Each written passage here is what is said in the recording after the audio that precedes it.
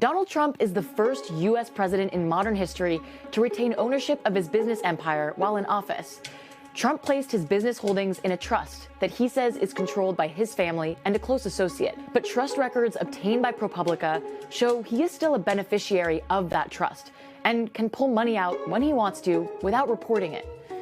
That's in contrast to all of his recent predecessors, like Ronald Reagan and George H.W. Bush, who both put all their assets in blind trusts, meaning they didn't know how their assets were managed. Trump's continued connection to his businesses opens up concerns about conflicts of interests, according to ethics experts. If he's making money from political and industry groups, and even foreign businesses, his priorities may not be fully aligned with the interests of the American people. Trump has downplayed those critiques. I could actually run my business. I could actually run my business and run government at the same time. I don't like the way that looks, but I would be able to do that if I wanted to. That was before he took office. Since then, not much has changed. According to the nonpartisan watchdog group Citizens for Responsibility and Ethics in Washington, or CREW, Trump has had over 2,700 conflicts so far throughout his presidency. So what exactly do all of those conflicts include? According to an NBC News tally, the president has visited his Trump-branded properties more than a quarter of the days he's been president, often at the expense of taxpayer dollars. When Trump visits, it's not uncommon for the Secret Service or other support staff to get charged. As NBC News reported earlier this year, Trump's hotel in Washington charged the Secret Service $200,000 over about a year and a half. And you might remember in June, Trump flew miles out of the way to stay at his Doon Bag golf course in Ireland, pausing between official visits in Europe. He told RTE News at the time, "Well, we're going to be staying at Doon Bag in Ireland because it's convenient and it's a great place, but it's convenient."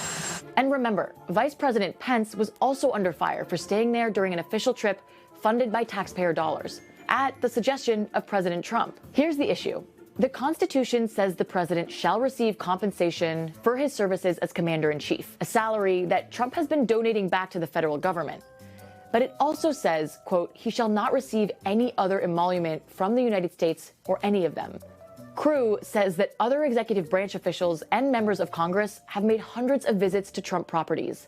And that's just when the government spends money at Trump's businesses. There's also a potential conflict when foreign governments stay at his properties. CREW counts at least 125 officials from 71 foreign governments that have visited a Trump property. According to CREW, in addition to staying at Trump properties, foreign officials have sponsored events, rented or purchased businesses owned by Trump, and even granted the organization trademarks. Here's one example that sounded the alarm of a conflict of interest. An NBC News investigation found a delegation from the Mediterranean island nation of Cyprus hosted a conference at the Trump International Hotel in Washington last May. But the real purpose of the gathering, according to local media, was to find, quote, ways of exerting influence on the U.S. President Donald Trump with a view to avert the Islamization of the Turkish-occupied part of Syria. Turkish officials take the spot for most visits to Trump properties than any other country, at least 15 recorded so far, according to CREW. This is all an issue because there's another part of the Constitution that says, effectively, that the president shall not accept, quote, any present, emolument, office, or title of any kind whatever from any king, prince, or foreign state. It's called the Foreign Emoluments Clause. It's why people were so worked up over Trump briefly deciding to host the G7 at his resort before backtracking. I don't think you people with this phony emoluments clause, and by the way, I would say that it's cost me anywhere from $2 to $5 billion to be president. And that's okay, between what I lose and what I could have made. But his administration has taken steps to avoid this conflict. The Trump administration has promised that any profit it makes from foreign governments, it'll donate back to the U.S. Treasury.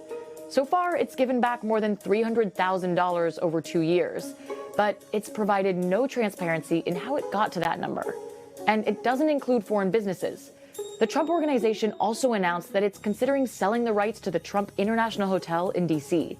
Eric Trump told NBC News in a statement that, quote, people are objecting to us making so much money on the hotel, and therefore we may be willing to sell. President Trump's sudden controversial decision to pull U.S. troops off the Syria-Turkey border also raised red flags. That's because the president and his family has business ties with Turkey that go back years. In fact, he's opened up about a potential conflict of interest with Turkey before he was president. In an interview with his former chief strategist, Steve Bannon, who was then the editor-in-chief of Breitbart News. I have a little conflict of interest because I have a major building in Istanbul, and it's a tremendously successful job. It's called Trump Towers, 2 towers instead of 1. Not the usual 1, it's 2.